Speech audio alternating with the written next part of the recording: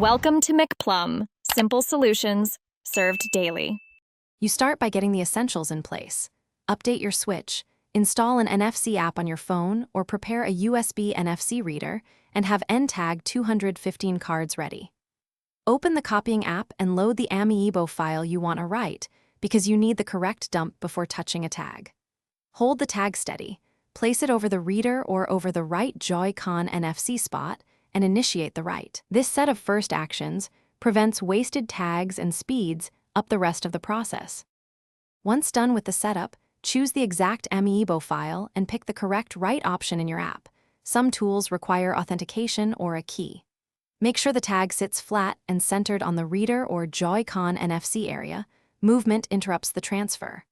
After writing, immediately read the tag back to confirm the UID and data blocks match the source, because verification catches failed writes early. If it reads correctly, proceed to the switch testing step to ensure full compatibility in-game. To finish, launch the game on your Switch and use the Amiibo prompt or controller NFC area to scan the tag. You should see the in-game response or unlock. If the Switch doesn't recognize the tag, make sure it is NTAG 215 and not counterfeit. Try reformatting and rewriting, or move to a different reader. Also, keep a backup of the original dump and note which tag failed.